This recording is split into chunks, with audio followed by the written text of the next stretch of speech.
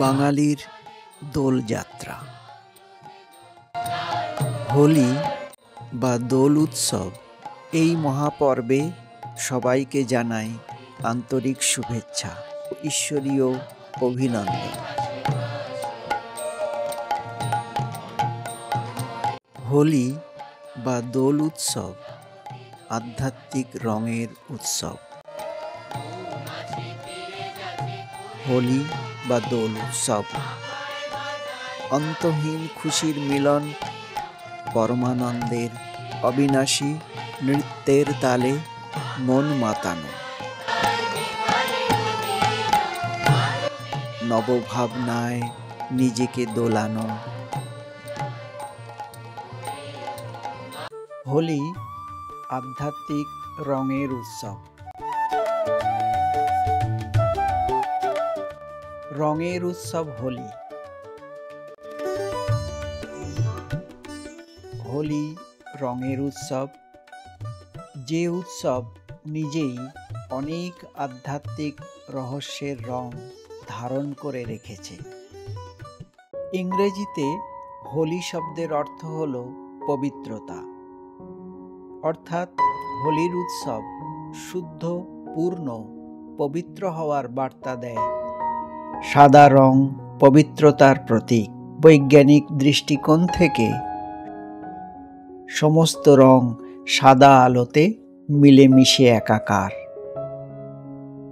হীরা যেমন সাদা, কিন্তু সব রং শোষণ করতে সক্ষম। মূলরূপে সবই জীবাত্মা, শ্বেত শুভ্র আলোককণা, হীরা সমান। একইভাবে পবিত্রতা হল সমস্ত গুণের জনক। আমরা যদি পবিত্রতা, শুদ্ধতা ধারণ করি, তবে অন্য সব গুণ, সমস্ত রং আমাদের মধ্যে আপনা আপনিই আসবে এবং চৈতন্য আত্মা তার মূল স্বরূপে স্থিত হবে। হিন্দিতে হোলি শব্দের অর্থ হল হোলি, মানে যা অতিবাহিত বা ঘটিত হয়ে গেছে। আমাদের জীবনে যত খারাপ সময় আসুক না, কিংবা নাকারাত্মক, অতি ভয়ঙ্কর দুর্ঘটনা ঘটুক না কেন, সেগুলো ভুলে যাওয়া উচিত। সর্বদা ভাবা উচিত যে যা ঘটেছে বা যা ঘটছে তা কল্যাণকারী, মঙ্গলজনক, এবং যা ভবিষ্যতে ঘটতে চলেছে তাও কল্যাণকারী হবে। কারণ পৃথিবীর ইতিহাস এবং ভূগোল একটি সুনির্দিষ্ট সমানান্তরে বারবার হুবহু পুনরাবৃত্ত হয়। The history and geography of the world repeat identically again and again. সুতরাং নাথিং নিউ।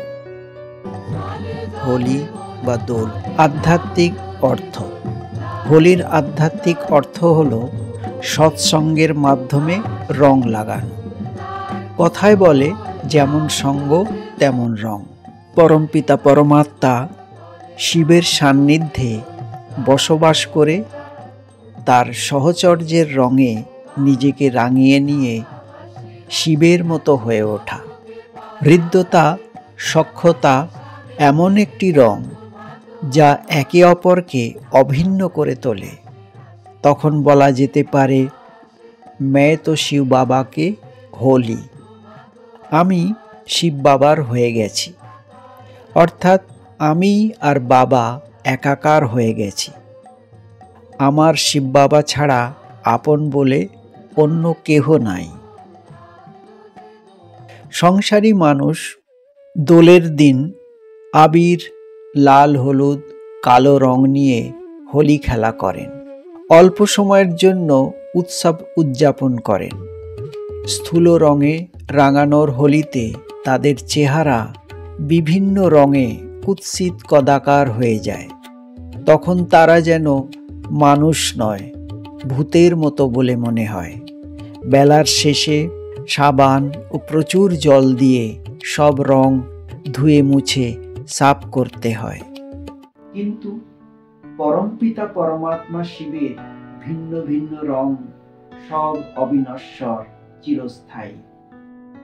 যেমন জ্ঞানের রং গুণের রং, অনেক শক্তির রং, শ্রেষ্ঠ স্মৃতির রং, শ্রেষ্ঠ দৃষ্টির রং, শ্রেষ্ঠ বৃত্তির রং, সৎসঙ্গের রং, শ্রেষ্ঠ সঙ্গের রং, শ্রেষ্ঠ ভাবনার রং, শ্রেষ্ঠ কামনার রং এবং অতি উন্নত অনুভূতির রং। ঠিক যেমন গুণ তেমনি রূপ বানিয়ে দেন তিনি। সমস্ত আত্মার নিজস্ব ভিন্ন ভিন্ন রং সহজেই পরমাত্মার রঙের সাথে পরিবর্তিত হয়ে যায়। যেমন সঙ্গ তেমনি রং। পরমাত্মার সাথে হোলি উদযাপন করে মনুষ্যত্ব থেকে দেবত্বে উত্তীর্ণ হয়ে যাওয়া আর এই অবিনশ্বর সাহচর্যের রং কেউ আর মুছতে চায় না কখনোই। মূল পর্ব হোলির দহন। ন্যাড়া পোড়া হোলির দহন।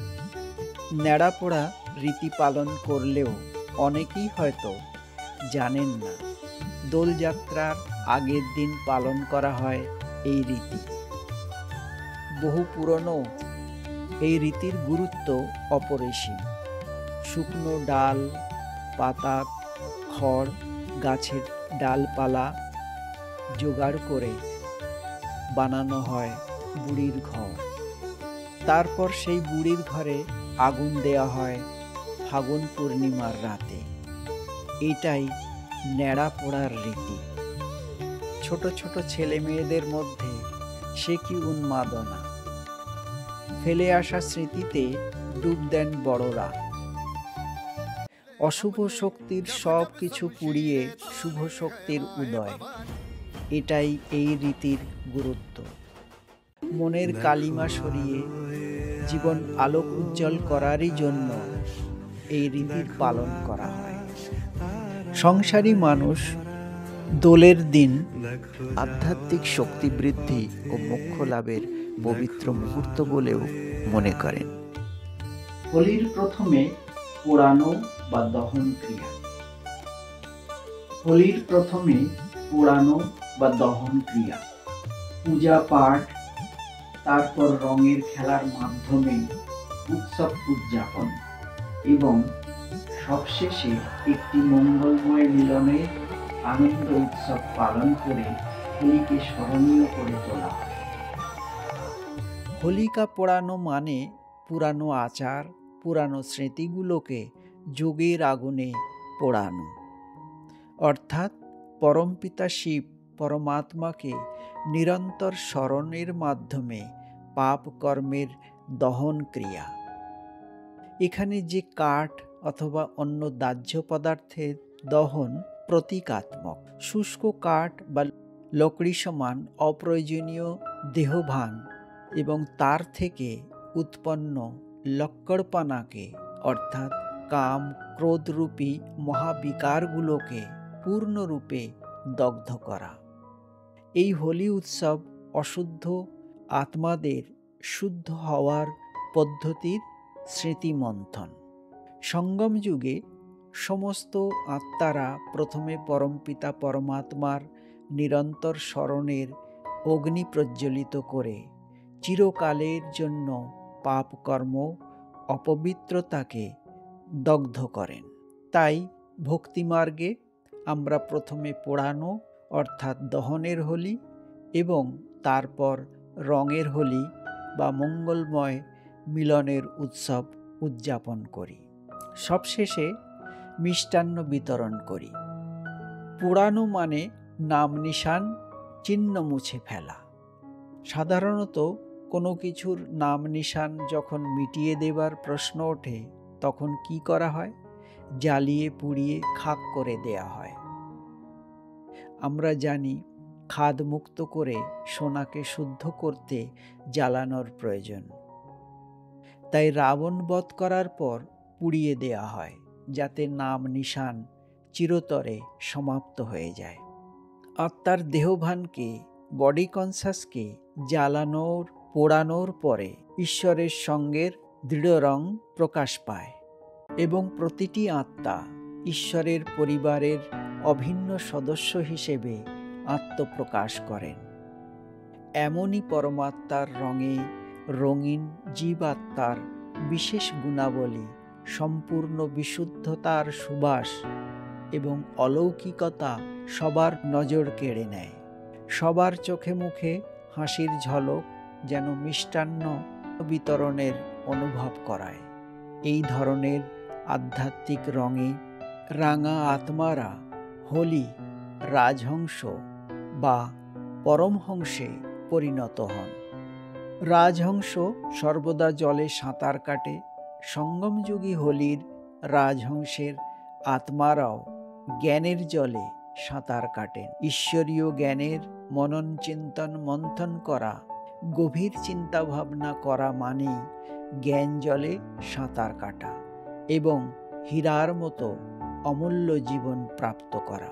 সেই সাথে হৃদয়ের গভীরে সর্বদা অতীন্দ্রিয় সুখ ও শান্তির স্থায়ী অনুভব আর পরমানন্দের অবিনাশী নৃত্যের তালে মন মাতানো, নবভাবনায় নিজেকে দোলানো, এভাবে অন্তহীন খুশির মিলন উদযাপন করাই হলো প্রকৃত অর্থে হোলি বা দোল উৎসব উদযাপন।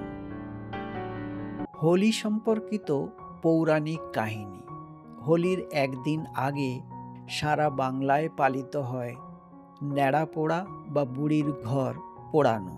বাংলার বাইরে হোলিকা দহন, অনেকে আবার একে বুড়ির ঘর, ছোট হোলি ইত্যাদি নামেও পরিচিত। ছোট হোলি রাক্ষস রাজা হিরণ্যকশিপু এবং তার পুত্র প্রহ্লাদের গল্পের সঙ্গে জড়িত। হোলি প্রসঙ্গে মনে পড়ে ঈশ্বরের এক অবতারের কথা। পৌরাণিক কাহিনীতে উল্লেখ আছে যে হিরণ্যকশিপু, যিনি অসুর রাজা নামেও পরিচিত, তিনি ছিলেন ভগবান বিষ্ণুর এক মহান শত্রু। যদিও হিরণ্যকশিপুর পুত্র প্রহ্লাদ ছিলেন ভগবান বিষ্ণুর একজন মহান ভক্ত, হিরণ্যকশিপু এটা পছন্দ করেননি। নিজেকে ভগবান বলে ঘোষণা করে বসলেন অসুর হিরণ্যকশিপু। পুত্র প্রহ্লাদ তাকে ভগবান মানতে অস্বীকার করায় হিরণ্যকশিপু প্রহ্লাদের উপর ভয়ঙ্কর অত্যাচার করতে থাকেন। পুত্রকে নারায়ণের ভক্তি থেকে দূরে রাখতে চেয়েছিলেন, কিন্তু প্রহ্লাদ রাজি হননি। প্রজাবর্গকে হত্যা উৎপীড়ন করবার জন্য এবং পুত্র প্রহ্লাদকে নির্যাতন নিপীড়ন করার ফলে পাপের ঘড়া একদিন পূর্ণ হয়ে যায়। হিরণ্যকশিপুকে তার পাপের শাস্তি দেওয়ার জন্য ভগবান নরসিংহের অবতার গ্রহণ করেন এবং অসুর হিরণ্যকশিপুকে তার বাঞ্ছিত বরদান অনুসারে না মানুষ না পশু, না ভিতরে না বাইরে, না দিনে না রাতে, কোনো অস্ত্রে বা কোনো শস্ত্রে নয়, দুই হাতের নখের সাহায্যে তাকে হত্যা করেন। আসলে এই ঘটনার একটা আধ্যাত্মিক রহস্যও আছে। চতুর্যুগী মানব সৃষ্টির 5000 বছর শেষে যখন সমস্ত মানবাত্মা অপবিত্র হয়ে যায়, তখন স্বয়ং ভগবান কলিযুগের অন্ধকার রাত্রি ও সত্যযুগী সোনালী সকালের সঙ্গমে অর্থাৎ পুরুষোত্তম সঙ্গম যুগে সাধারণ মানব দেহে প্রবেশ করে 5 বিকাররূপী অসুর বা রাক্ষস, যারা নিজেদেরকে ভগবান সিদ্ধ করবার প্রতিযোগিতায় লিপ্ত হয়, জোর করে ভক্ত প্রহ্লাদের মতো সরল নিষ্পাপী সাধককে ঈশ্বরের সান্নিধ্য থেকে দূরে সরিয়ে নিয়ে যায়। এমন ধর্মের ঠিকাদারদের দুষ্ট চক্র থেকে প্রহ্লাদ এবং প্রহ্লাদ সম সন্তানদেরকে মুক্ত করেন ভগবান শিব।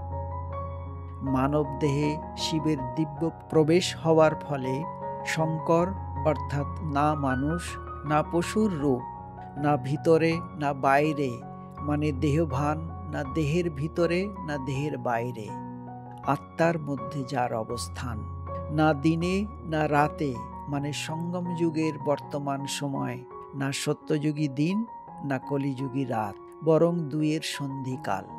নখের সাহায্যে পেট ফাড়ার অর্থ কোনো স্থূল হিংসাত্মক ঘটনা নয় বা নৃশংস হত্যা নয়। বৃহৎ অর্থে পেট হলো বুদ্ধিরূপী পেট। নখ হলো না খুন, মানে না প্লাস খুন, যার ভিতরে কোনো খুন নেই, রক্ত নেই, অর্থাৎ সংকল্প বিকল্পরূপী খুন বা রক্ত। না খুন অর্থাৎ নেগেটিভ বা পজিটিভ থটসের প্রবাহ না চলে যেখানে। ভগবান বুদ্ধিরূপী পেটের অনন্য সার্জারি করে সরাসরি নির্বিকল্প সমাধি স্তরে নিয়ে যান। বাইরে শ্যাম, ভিতরে সুন্দর, তাই তিনি শ্যাম সুন্দর। আসলে নরসিংহ অবতার শ্যাম সুন্দরেরই একটি রূপ। ত্রিমূর্তি শিবের এক মূর্তি বিষ্ণু, আর বিষ্ণু অর্থাৎ নো বিষ অ্যাট অল, যার ভিতরে কোনো বিষ বা কোনো বিষয় বিকার রূপ বিষের নাম নিশান নেই। যিনি সম্পূর্ণ নির্বিষ, তিনিই তো অপরকে নির্বিষ বানাবেন। নরসিংহ অবতার কি? নরসিংহ অবতারে সিংহ আসলে পাপের বিরুদ্ধে রুদ্র শিবের ভয়ঙ্কর রূপ। রৌদ্র শিব রৌদ্র রূপ ধারণ করার প্রতীক, এবং শাস্ত্রে দেখানো হয়েছে যে মহাদেব শঙ্কর কামদেব অর্থাৎ কামবিকারকেই ভস্মীভূত করেছিলেন। অর্থাৎ নিরাকার ভগবান শিব, যিনি সাধারণ মানব দেহে প্রবেশ করে পাপ ও বিকার বিকৃতি, পুরাতন জর্জরিত যা কিছু সব ধ্বংস করেন, তাকেই শঙ্কর নামে অভিহিত করা হয়। শঙ্করের মাধ্যমে কল্যাণকারী বিনাশ করানোই তার কর্তব্যের মধ্যে পড়ে। নিরাকার শিব প্রহ্লাদের মতন তপস্বী মানব আত্মাকে সূক্ষ্ম ও স্থূল ইন্দ্রিয়গুলোকে নিয়ন্ত্রণ করবার শিল্পকলা অর্থাৎ রাজযোগ শেখান। কেন কচি কাঁচাদের কাছে জনপ্রিয় বুড়ির ঘর পোড়ানো? হিরণ্যকশিপু তার বোন হোলিকার সাহায্য চেয়ে তার নিজের ছেলেকে হত্যা করবার সিদ্ধান্ত নেন। হোলিকার এমন একটি জাদুর পোশাক ছিল যা আগুনও পোড়াতে পারে না। হোলিকা প্রহ্লাদকে তার সঙ্গে আগুনে বসতে রাজি করান। অগ্নি শুরু হওয়ার সঙ্গে সঙ্গে প্রহ্লাদ ভগবান বিষ্ণুর কাছে তার প্রাণ রক্ষার জন্য প্রার্থনা করেন। এই সময় ভগবান বিষ্ণুর কৃপায় প্রহ্লাদের প্রাণ রক্ষা পায় এবং হোলিকা দগ্ধ হয়। অগ্নিদেবের বরদানী সুরক্ষা কবচও তাকে রক্ষা করতে পারেনি, সেটাও জ্বলে পুড়ে খাক হয়ে যায়। প্রহ্লাদ হল ডাইরেক্ট ভগবানের সন্তান। এখানে কচি কাঁচা ছোট ছোট ছেলে মেয়েরা রাজ ঋষি, রাজযোগী, পবিত্র মহান আত্মা। হিরণ্যকশিপুর ভগ্নী হোলিকা যখন প্রহ্লাদের পবিত্রতা ভঙ্গ করার জন্য ষড়যন্ত্র করবার পর প্রহ্লাদকে কোলে নিয়ে কামবিকার রূপ অগ্নিতে প্রবেশ করে, তারপর এক সময় হোলিকা নিজেই সেই কামবিকার রূপ অগ্নিতে দগ্ধ হয়ে নিঃশেষ হয়ে যায়। কিন্তু প্রহ্লাদ অবিচল অক্ষত থেকে যান, কারণ প্রহ্লাদ যে প্রকৃষ্ট রূপে আহ্লাদিত হয়, সে তো সামান্য শিশু বা কিশোর নয়, রাজযোগের শিক্ষায় শিক্ষিত ভগবান দ্বারা দীক্ষিত সন্তান। যোগীশ্বর শিবশঙ্কর মহাদেব ভারতের প্রাচীন রাজযোগের শিক্ষা প্রদানকালে তার সান্নিধ্যে জাতি ধর্ম নির্বিশেষে সকল নর ও নারী যাতে আধ্যাত্মিক অনুশীলন নিরাপদে করতে পারেন তার সুব্যবস্থা করেন। বর্তমান সঙ্গম যুগেই শ্রেষ্ঠ পুরুষার্থ দ্বারা যাতে নর নারায়ণে এবং নারী দেবী লক্ষ্মীতে পরিণত হতে পারেন, তার জন্য সর্বপ্রকার সুরক্ষা সুনিশ্চিত করেন তিনি। তাই পরিবার এবং বন্ধুদের সঙ্গে আগুনের চারপাশে জীবনের সকল তাপদাহে নির্ভয়ে পরিক্রমা করে পরাক্রমশালী হবার হিম্মত সাহস যোগান তিনি। প্রকৃত অর্থে হোলি উৎসব বা দোলযাত্রা পালন করুন। পরমপিতা শিব হলেন সম্পূর্ণ নিরাকারী, নির্বিকারী, আর তার সন্তান যদি হয় সম্পূর্ণ দেহ অভিমানী, বিকারী, তখন কি রং চড়বে? এই আত্মার উপরে শিব বাবার কোনো সঙ্গের রং লাগবেই না, যতই প্রয়াস করি না কেন। আত্মা পরমাত্মার মিলন সম্ভব নয়। হোলি অর্থাৎ পবিত্র হওয়ার জন্য বিকারের লোকড়ি অর্থাৎ কাম, ক্রোধ, লোভ, মোহ, অহংকারকে জ্বালানো জরুরি, পোড়ানো জরুরি। তবেই পরমাত্মার রঙে নিজেকে রাঙানো সম্ভব। তবেই ফুটবে আবিরের রং। সবাই বলবে আয় বীর, আবির। বর্তমান পুরুষোত্তম সঙ্গম যুগে সমস্ত গুণের সাগর, শুদ্ধ পবিত্র কল্যাণকারী শিব তার গুণ ও জ্ঞানের রং আত্মার উপর প্রয়োগ করে আমাদের সকলকে নিজের মতোই সমস্ত গুণে পরিপূর্ণ করে গড়ে তোলার প্রকল্প হাতে নিয়েছেন এবং আমাদের মনোবিকারগুলিকে ভস্মীভূত করতে রাজযোগের কলাকৌশল শিখিয়ে চলেছেন। তার এই মহান কর্তব্যের স্মরণে আমরা হোলিতে অর্থাৎ দোলেতে একে অপরের গায়ে রং লাগাই এবং হোলিকা পোড়াই। তাই আসুন হোলির বাস্তবিক রহস্যকে বুঝে সত্যিকারের হোলি বা দোল সদাশিব ভোলে বাবার সাথে উদযাপন করি। নিজে হোলি হয়ে অন্যকে হোলি অর্থাৎ পবিত্র হতে আন্তরিকতার সহিত সাহায্য করি। এখনই সেই সময় মনের দ্বার খুলে দেওয়ার আর পরমানন্দের অবিনাশী নৃত্যের তালে নবভাবনায় নিজের মন হৃদয়কে দুলিয়ে অন্যকে দোলাই। ওম শান্তি। ওম নমঃ শিবায়।